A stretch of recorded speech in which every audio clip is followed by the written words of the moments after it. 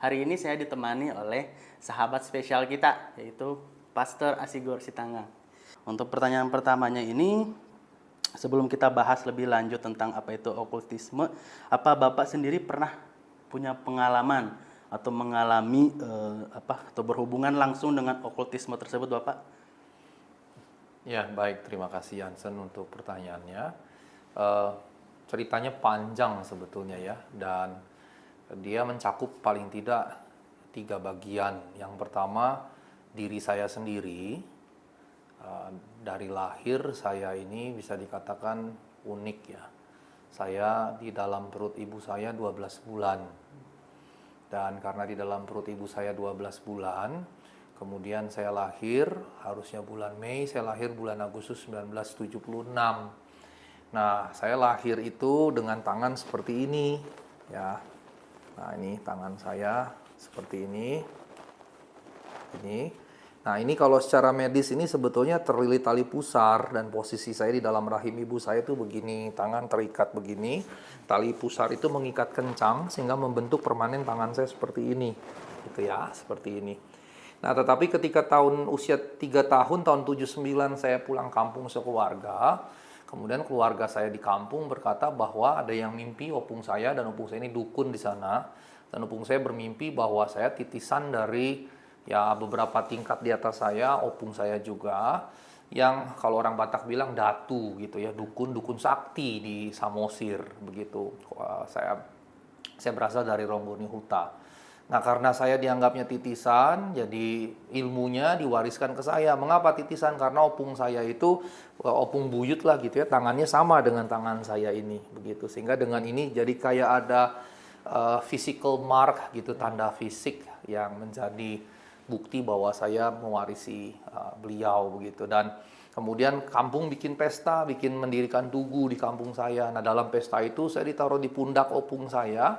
Dan kemudian satu kampung dalam acara adat itu menyembah saya begitu, bukan dalam pengertian sayanya, tapi bahwa saya dalam pengertian titisan atau mewarisi ilmu dari opung buyut saya itu. Nah, kemarin itu waktu mama saya meninggal bulan tanggal 6 April, orang-orang di kampung nanya, mana coba tanda tanganmu itu? Saya diminta tanda tunjukkan tangan ini gitu ya. Dan rupanya orang-orang di kampung waktu kami bikin acara penguburan mama saya masih ingat sekali tahun 79 yang sudah 44 tahun lalu itu. Mana tunjukkan tanganmu, segala macam, dari tunjukkanlah gitu. Nah, waktu itu opung saya yang bermimpi didatangi oleh opung buyut saya berkata bahwa Asigor ini kalau nanti besar, kalau jadi jahat bakal jahat sekali. Kalau jadi baik bakal baik sekali. Dan ternyata kemudian saya jadi pendeta begitu. Jadi ya nampaknya oracle opung saya itu terwujud gitu. Jadi baik-baik sekali ya, pendeta kan baik sekali kan gitu ya. Tapi kemudian terkait dengan saya jadi pendeta itu di kelas 1 sampai kelas 2 SMA saya mengalami pertobatan di situ, perubahan hidup, dan saya dilayani pelepasan di situ. Dan pengalaman saya waktu itu ada sesuatu yang kemudian dilepaskan dari diri saya, dan salah satu yang dilepaskan ya tentunya warisan itu. Nah, ada paman saya itu jadi dukun sakti di orang Batak gitu, dan bahkan kalau teman-teman Google saja namanya Sori Mangaraja Sitanggang, itu bahkan ya Sori Mangaraja Sitanggang itu bahkan masuk dalam 10 dukun paling sakti di dunia loh gitu. Dan saya suka berkata, termasuk saya share kepada mahasiswa saya, kalau saya nggak bertobat ya saya jadi dia gitu, karena ilmu itu turun ke saya. Nah, papa saya sendiri juga memiliki ilmu-ilmu lah, jadi memang ada warisan begitu dalam keluarga ya yang sifatnya keilmuan. Nah, begitu saya bertobat, dilayani pelepasan, dan itu juga saya lepaskan. Kemudiannya ya saya banyak terlibat sejak saat itu pada pelayanan pelepasan. Jadi kalau dihitung sampai sekarang roughly ada sekitar 300-an orang ya dari 91, jadi sudah cukup panjang ya, 32 tahun berjalan. Sudah 300-an orang yang saya layani pelepasan dari berbagai macam ikatan roh jahat yang bersinggungan dengan okultisme begitu. Nah, sejak saya bertobat, saya jadi pelayan pelepasan salah satunya begitu. Nah, kemudian setelah saya studi S3, pulang dari Jerman, saya kembali ngajar ke Jakarta. Saya berpikir dengan pengalaman mahasiswa banyak bersinggungan dengan yang sifatnya klinik tapi mereka tidak mengerti, akhirnya saya membuka mata kuliah ini. Tetapi pendekatannya bukan bahwa saya mengajarkan mereka bagaimana melakukan praktik baik okultisme ataupun pelepasan, tapi lebih kepada kajian-kajian akademik terhadap okultisme itu. Nah, ini jadi 3 bagian yang secara ringkas saya katakan tadi berkaitan. Yang pertama tentunya pengalaman hidup dari lahir, yang kedua pertobatan saya, yang ketiga juga saya mengajar mengampu mata kuliah ini. Nah, kami itu kan ya dari kacamata orang awam kan pengen tahu sebenarnya apa sih itu okultisme gitu, dan awal mulanya itu dari mana bisa muncul okultisme seperti itu, Bapak? Ya, baik. Jadi dia bisa dilihat dari 2 sisi, Jansen. Yang pertama kalau dari segi keilmuan, ya, kalau dari segi keilmuan berarti itu sebuah studi, sebuah kajian. Sebuah studi, sebuah kajian kritis terhadap praktik-praktiknya, praktik okultisme. Nah, kalau dia sebagai kajian, maka kita hanya mempelajarinya dari perspektif keilmuan. Nah, yang saya lakukan di kampus saya tentunya poin yang pertama, yaitu melihatnya dari segi keilmuan, melakukan penyelidikan-penyelidikan secara ilmiah, akademis, objektif. Tapi di sisi yang lain, okultisme itu juga bisa berarti praktik. Praktik-praktik yang berkaitan dengan hal-hal yang sifatnya baik mistik ataupun klinik begitu. Nah, untuk bagian yang kedua ini berarti okultisme mencakup berbagai macam hal, mulai dari perdukunan, mulai juga kemudian divinasi, manggil roh, kemudian benda-benda yang dianggap punya kekuatan, jimat dan seterusnya.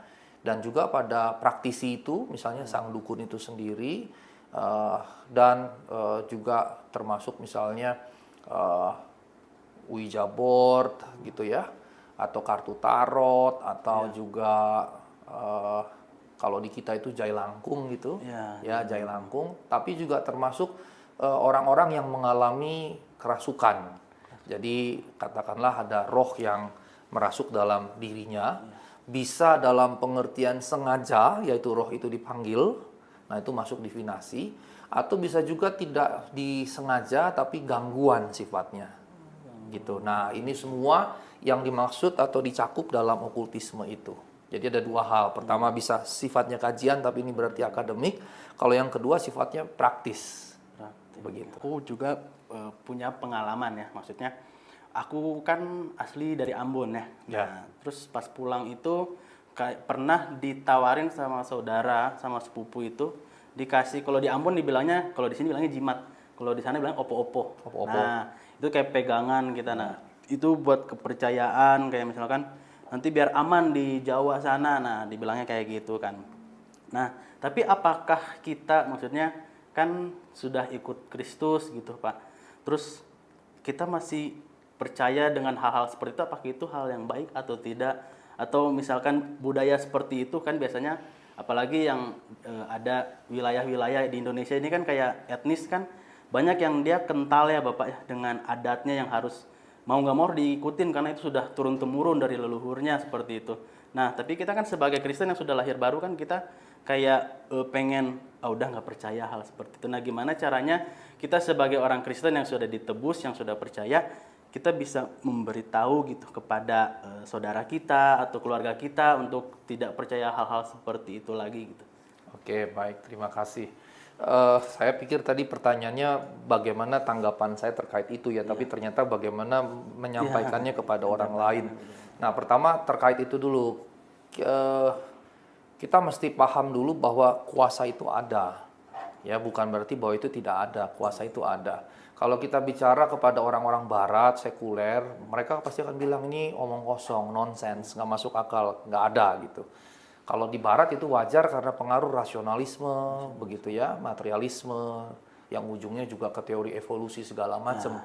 Di mana dalam pemahaman Barat dengan rasionalisme, sekularisme, termasuk juga hal-hal yang berkaitan dengan itu, materialisme misalnya, bagi mereka kan nggak ada roh, yang ada hanya materi.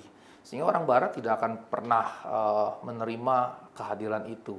Tapi kalau kita lihat dalam konteks Indonesia atau Asia lebih luas, kita kan ada di budaya yang secara umum dekat sekali dengan roh-roh ya.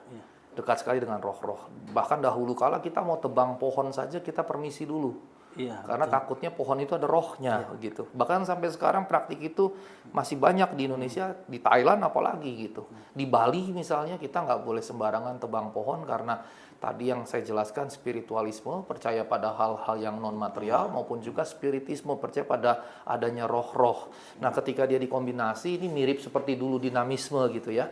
Jadi roh-roh itu ada dan roh-roh itu juga ada di antara benda-benda, pohon dan seterusnya, termasuk kemudian jimat. Termasuk juga benda-benda keramat, kuburan, dan yang lain-lain gitu. Nah, jadi kuasa itu harus kita pahami secara baik biblis menurut Alkitab maupun secara konkret di lapangan itu memang ada.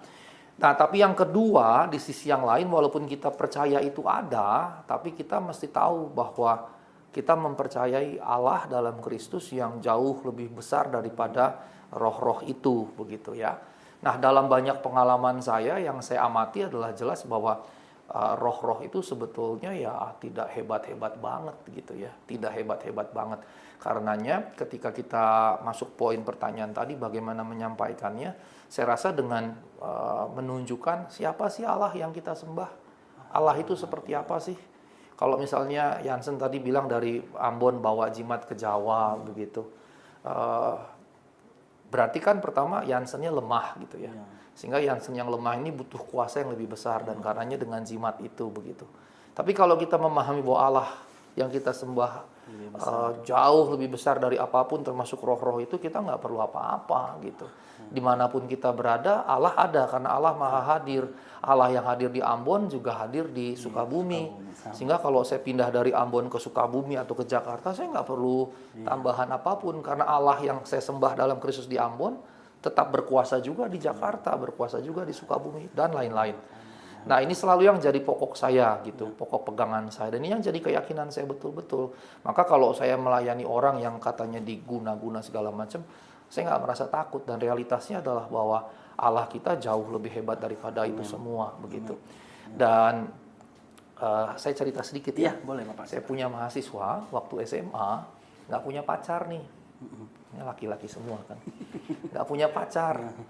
Dan tiap kali dia mau suka sama cewek ditolak terus gitu. Terus kemudian temennya ngasih, ini lu pakai nih.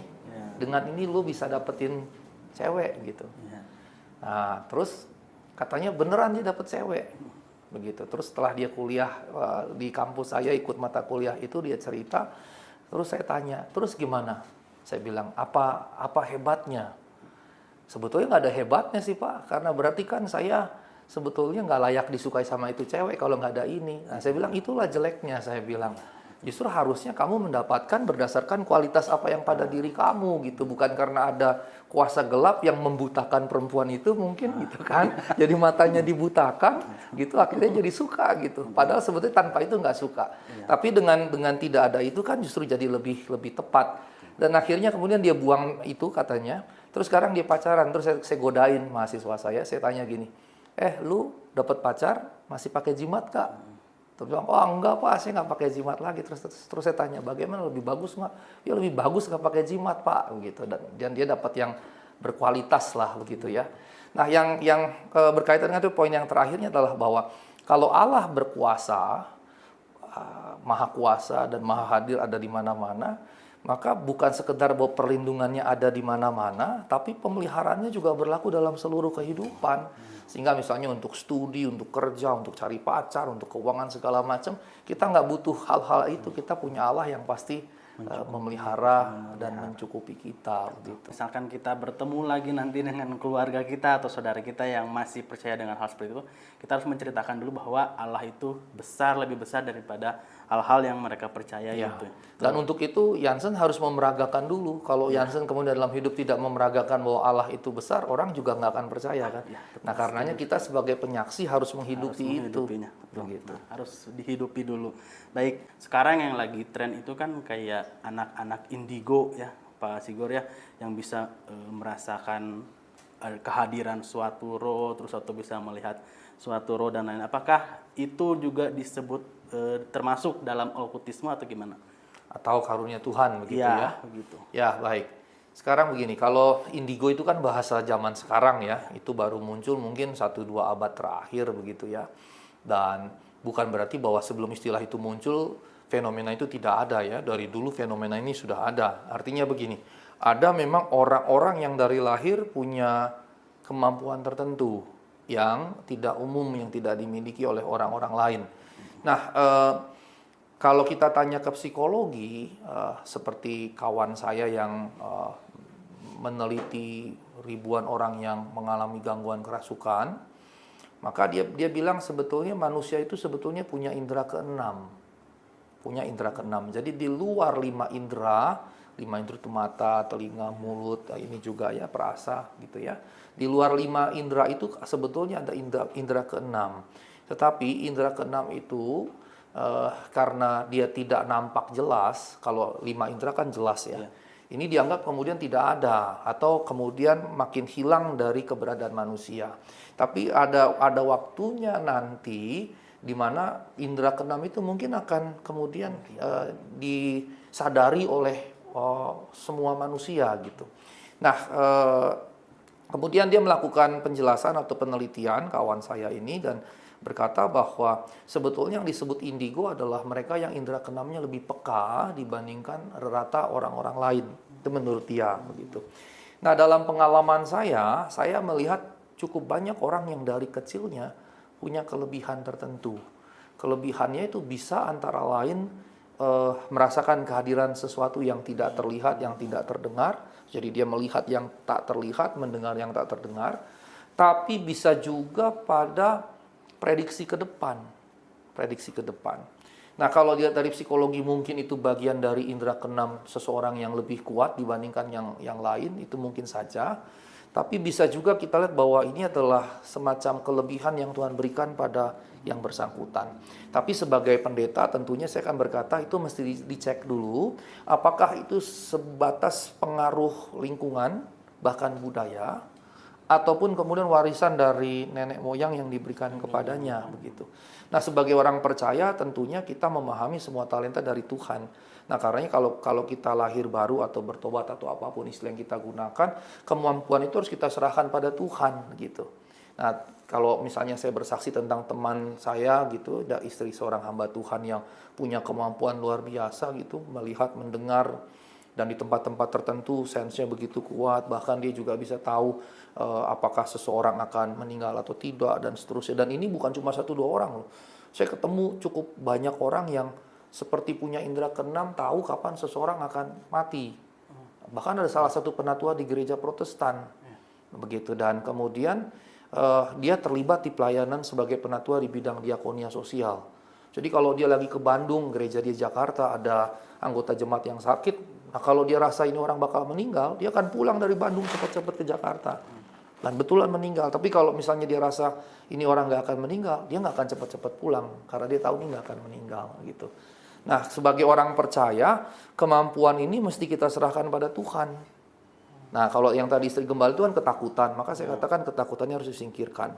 Nah, ketika kita serahkan kepada Tuhan, maka kemudian kita memberdayakan itu bukan untuk kehebatan kita. Kalau kayak dukun kan untuk cari duit, buat populer, buat macam-macam gitu. Tapi intinya dirinya sendiri. Nah, kalau kita sudah di dalam Tuhan, itu semua bukan buat diri kita, buat Tuhan, kemuliaan Tuhan, dan buat melayani sesama. Maka selalu kalau ada orang yang tanya indigo gimana, buat saya bukan itu poin pentingnya. Poin pentingnya adalah kemampuan, talenta, karunia yang dia punya, dia pakai untuk Tuhan atau untuk diri sendiri. Kalau untuk Tuhan, jelas berbasis Tuhan, berasal dari Tuhan. Tapi kalau dia pakai untuk diri sendiri, ya ini berarti udah bukan dari Tuhan lagi gitu. Jadi penentuannya adalah di situ sebetulnya. Karena kalau lihat dari indera keenam tadi, kalau memang setiap kita bisa, sebenarnya bisa kita berdayakan. Itu yang disebut dengan manusia roh. Hanya kan karena zaman berkembang kita patokan pada yang kelihatan saja, kita anggap ini nggak ada gitu. Kira-kira begitu. Iya. Pertama, jangan takut dulu. Jangan takut. Jangan takut. Karena itu dari Tuhan, gunakan untuk Tuhan, tapi awalnya jangan takut dulu. Jangan takut. Setelah jangan takut, kemudian gunakan sebagai bagian dari tubuh Kristus. Karena kita kan gereja. Gereja tubuh Kristus ini kelingking semua ini kan nyatu di badan kita ini. Sehingga jempol punya fungsinya, kelingking punya fungsinya. Jempol ini kan buat menggenggam. Kalau jari kita jempol semua kan repot ya. Iya, betul. Tapi kalau nggak ada jempol kan jatuh nih, nggak ada yang mengikat gitu. Sehingga jempol saja punya fungsi yang khusus dibandingkan kelingking. Sehingga berarti tiap kita itu punya tempat di gereja. Dan tempat kita di gereja sebagai tubuh Kristus itu kemudian berkaitan dengan karunia. Karunia yang Tuhan berikan, misalnya seperti kemampuan ngerasa di sini ada roh-roh jahat. Maka itu harus dipakai dalam kerangka tubuh Kristus tadi, begitu. Lalu apakah okultisme itu berpengaruh terhadap orang percaya? Nah, kan kebanyakan juga masih mungkin ada beberapa sobat SIC di sini juga mereka yang kadang masih percaya Tuhan tapi masih kadang ya menyimpang, masih percaya juga dengan hal-hal seperti itu. Nah, pengaruhnya apa sih kalau misalkan kita terlalu menaruh harapan kita pada hal-hal seperti itu? Ya, baik. Saya mau menjelaskan pada dua bagian dulu. Yang pertama, kalau kita menaruh pengharapan pada hal-hal seperti itu, lama-lama kita bisa meninggalkan Tuhan. Ujungnya pasti akan meninggalkan Tuhan, karena kita bergantung pada sesuatu yang lain di luar Tuhan, kan. Kalau titik ekstrimnya misalnya, kamu tadi cerita di Ambon misalnya dikasih jimat gitu. Kan kamu itu akan membuat kamu bergantung pada jimat itu. Dan bukan bergantung pada Tuhan. Nah, lama-lama akan membuat kita menjauh, bahkan hilang dari Tuhan, karena kita bergantung pada kuasa lain di luar kuasa Tuhan. Tapi memang di sisi yang lain, ini ada kejadian di kalau saya nggak salah Sulawesi. Ada seorang anak muda punya motornya dicuri. Hilang kan motornya nih, motornya dicuri hilang. Terus dia nanya pendeta, Pak Pendeta, motor saya hilang. Tolong dong doakan supaya motor saya balik. Nah, kalau pendeta ditanya gitu gimana? Pendeta paling bilang, ya sabar dalam penderitaan, gitu ya. Sabar dalam penderitaan, kuatlah dalam menanggung penderitaan. Itu penderitaanmu, itu salibmu, gitu kan. Paling pendeta gitu. Terus dia kecewa dengan ucapan pendeta itu, jawaban pendeta itu. Dia cari dukun. Pak dukun, tolong dong, kasih tahu motor saya dicuri itu di mana. Terus dukun dengan kesaktiannya, ya dia panggil roh atau apalah gitu, divinasi atau apa. Terus dia bilang, oh motormu ada di sini, di sini, di sini. Cari di situ motormu ada. Ini kejadian sungguh-sungguh pernah terjadi. Terus dia kerjakan dengan apa yang dukun itu persis katakan. Kemudian dukun itu bilang, anak muda itu bilang, karena ternyata benar seperti itu, anak itu bilang gini, oh ternyata dukun lebih sakti dari pendeta. Ya dari segitu iya. Tapi sekarang persoalannya adalah gini, apakah hasil membenarkan proses? Apakah hasil membenarkan proses? Apakah dengan dia ketemu sepeda motor itu berarti proses itu dibenarkan karenanya? Nah, ini yang harus hati-hati. Nah, si pendeta sebetulnya nggak salah. Justru si pendeta itu mendorong kita melalui proses itu. Ketika kita kehilangan motor, ada proses yang harus kita lalui. Pertama misalnya, berarti kamu nggak jaga motormu dengan baik, kamu nggak kunci motormu dengan baik, kamu nggak taruh dengan baik, dan seterusnya. Tapi yang kedua, berarti kalau Tuhan izinkan terjadi, berarti Tuhan ingin kau lewati proses itu. Dan seterusnya. Nah, ini pokok yang sebetulnya mesti kita jelaskan juga, karena banyak orang cari shortcut, cari dukun itu kan shortcut yang mau dicari. Sementara Tuhan kan bukan shortcut, Tuhan justru ingin proses. Jadi bukan hasil membenarkan proses gitu, proses yang kemudian menentukan hasil begitu. Nah ini yang mesti kita perhatikan. Jadi kalau ditanya kemudian ada pengaruhnya, yang kedua, kalau kita bermain dengan itu, saya punya ada kenalan gitulah ya di gereja saya. Salah seorang anggota familinya ikut perdukunan. Rupanya nggak kuat. Lama-lama jadi gila dia. Jadi gila. Sempat tinggal di jalanan. Terus kalau diambil sebentar doang, beberapa waktu balik lagi ke jalanan. Dan akhirnya tiba pada titik di mana kemudian dia meninggal. Karena dia tidak kuat. Saya juga punya kenalan satu lagi, dulu jualan furnitur, langganan orang tua saya, kalau perbaiki mebel, terutama yang jati, biasanya panggil dia. Dan ternyata kemudian dia ikut perdukunan juga, dan dia nggak kuat. Mulai oleng kejiwaannya gitu. Nah, jadi kalau ditanya, apakah ada pengaruh terhadap orang percaya? Ya kalau kita menggeluti itu betul-betul, lama-lama jiwa kita juga bisa oleng gitu. Nah, yang ketiga, karena ini aspek psikologis, jadi gangguan-gangguan roh-roh itu pasti bersinggungan dengan jiwa.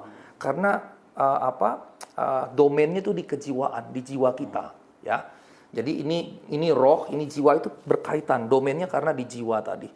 Nah, karena domainnya di jiwa, maka dia sangat bergantung pada aspek kejiwaan kita. Jadi tidak berarti bahwa kalau saya jadi percaya berarti saya nggak akan bisa diganggu roh jahat. Nggak begitu juga gitu. Karena orang percaya bukan berarti selalu punya jiwa yang sehat. Justru kebalikannya, karena itu kita mesti bertanggung jawab menjaga jiwa kita sehat selalu. Gitu. Kalau jiwa kita nggak sehat, kita tetap bisa mengalami gangguan-gangguan. Ketika saya jelaskan misalnya syarat-syarat, misalnya keyakinan pada dunia spiritual, kemudian kondisi psikologis, kondisi kesehatan, yang kemudian kalau didetailkan gitu ya, misalnya cara berpikir yang naif, yang kontradiktif, yang kemudian emosional, tertutup, dan lain-lain begitu.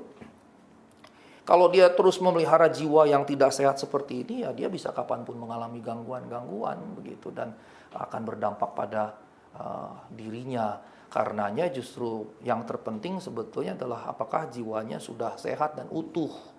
Gitu. Itu yang tadi saya sebut dengan jiwa yang retak tadi. Gitu. Nah, kalau dia jiwanya sehat dan jiwanya utuh, dia tidak akan mengalami gangguan apapun. Gitu. Dan bicara retak ini, kita nggak cuma kayak gelas ini nggak cuma retak satu di sini, gitu. Dia bisa retaknya di banyak tempat, gitu. Nah, karenanya jiwa yang utuh, jiwa yang sehat itu adalah ketika keretakan ini kemudian disembuhkan, begitu. Nah, dalam konteks itu kita nggak akan mengalami apapun lagi, begitu. Kalaupun dia mengganggu, gitu ya, dia hanya di luar sana dan kita dengan punya keyakinan saya adalah anak Tuhan yang diberi kuasa oleh Tuhan, kita tinggal bisa bilang pergi kamu gitu. Atau misalnya kalau saya pernah satu kali saya ngajar di STT di daerah Malang, block teaching. Kemudian saya tidur di guest house-nya. Ketika saya tidur, saya terbangun itu posisi saya di sini, di sebelah sini ada sosok yang sangat tinggi gitu, tinggi besar gitu. Terus saya lihat begini, saya cuma berkata, kamu gangguin saya, terus saya tidur lagi gitu. Terus rupanya dia nggak mau pergi juga. Saya kebangun lagi, rupanya dia masih di situ. Begitu saya lihat dia masih di situ, saya katakan, kamu jangan ganggu saya, pergi. Dalam nama Yesus saya usir kamu keluar. Dalam nama Yesus pergi dan jangan ganggu saya. Terus saya tidur, dia udah nggak ada. Dan ini bukan 1-2 kali, saya mengalami beberapa kali. Tapi artinya dia tidak akan mampu mengganggu kita karena kita menjadi jiwa yang utuh, jiwa yang sehat tadi. Tapi kalau jiwa kita belum utuh, belum sehat, kita bisa ketindisan misalnya. Ya, diganggu waktu kita tidur gitu kan, atau bisa diberikan berbagai macam serangan, cemas, takut, anxiety dan lain-lain gitu. Nah, tadi ada menyinggung sedikit jiwa yang retak gitu ya Pak Asigor ya. Nah, mungkin ini pertanyaan dari saya sendiri, penyebabnya itu apa sih Pak biasanya? Kalau kenapa atau hal apa yang membuat sampai jiwa kita tuh bisa retak gitu dan mudah masuk hal-hal seperti itu? Ya, baik. Ini pertanyaan yang menarik. Sebetulnya setiap orang punya jiwa yang retak. Bedanya mungkin ada yang retaknya halus, kalau kayak ban tuh bocor halus. Iya. Tapi ada juga yang retaknya besar, ada yang besar sekali gitu. Nah, penyebab retak itu apa? Penyebab retak adalah segala kejadian yang ada di luar kita, yang kita biarkan memengaruhi kita secara negatif. Apapun itu. Jadi segala kejadian yang ada di luar kita, yang negatif mungkin menurut kita, tapi kemudian kita biarkan memberi pengaruh negatif pada diri kita. Yang bagi orang lain belum tentu negatif. Belum tentu kejadian itu negatif bagi orang lain dan karenanya tidak berdampak negatif. Bagi orang yang lain lagi bisa saja itu negatif tapi tidak beri dampak negatif bagi dia. Tapi bagi orang yang lain itu negatif dan beri dampak negatif. Nah, ketika beri dampak negatif, disitulah mulai terjadi keretakan. Misalnya, saya lihat punya cincin kawin berarti sudah menikah Jansen ya. Misalnya Jansen ketemu orang tua, terus mertua kamu melecehkan kamu. Negatif toh? Iya. Tapi masalah kemudian kamu terima itu jadi negatif atau tidak kan bergantung kamu. Oh iya betul kan? Iya. Nah, ketika misalnya perkataan mertua, ini contoh saja ya. Iya. Ya, misalnya perkataan orang tua menghinakan kamu. Itu adalah pilihan apakah itu akan berdampak pada kamu atau tidak. Ketika kamu memilihnya secara negatif dan berdampak, kamu retak di situ. Retak di situ. Gitu. Kita sudah menjadi orang percaya, ya, Alkitab bilang kalau kita percaya, Efesus 1 ayat 13, dalam hati kita dimeteraikan Roh Kudus. Nah, kalau kita sudah punya Roh Kudus, berarti kita punya Roh Allah yang jauh lebih besar dari roh apapun di dalam dunia ini. Nah, karena kita punya roh Allah yang jauh lebih besar daripada roh-roh yang ada di dunia ini, sebetulnya bersama Allah, tapi tentunya ya, bersama Kristus kita ini lebih kuat dibandingkan roh-roh itu, gitu. Nah, kalau bersama Kristus, ya tadi itu ya, roh Allah yang jauh lebih besar daripada semua roh dunia itu, kalau kita bersama Kristus, roh Allah bersama kita, maka berarti kita lebih besar daripada roh-roh itu, dan karenanya kita nggak butuh roh-roh itu, nggak butuh segala macam jimat, klinik, atau apapun itu. Dan juga di sisi yang lain kita nggak perlu takut dengan apapun itu, serangan-serangan segala macam, karena kita memiliki roh Allah yang diam dalam diri kita tadi, gitu. Kita bisa melawannya. Nah, tapi kita bisa melawannya kalau apa? Kalau kita memiliki jiwa yang utuh dan yang sehat tadi. Nah, untuk itu kita harus memiliki jiwa yang sehat dan utuh, dan itu jadi tanggung jawab kita untuk membuat jiwa kita utuh. Dengan apa? Dengan firman Tuhan tentunya. Dengan diperhadapkan terus pada firman Tuhan, berkaca pada firman Tuhan. Nah, setelah kita secara teguh melakukan itu terus, kita akan kuat menghadapi apapun. Gitu. Dalam bisnis, dalam sekolah, dalam apapun, orang lain boleh pakai, kita mengandalkan Allah yang hebat dan kita nggak perlu itu. Jadi bukan cuma tidak akan kena kepada kita, tetapi kemudian kita bahkan juga bisa jadi berkat kepada orang-orang di sekitar kita. Dengan kita, oh nggak usah begitu, kita andalkan Tuhan. Dengan andalkan Tuhan kita bisa melakukan bahkan yang lebih besar dari itu.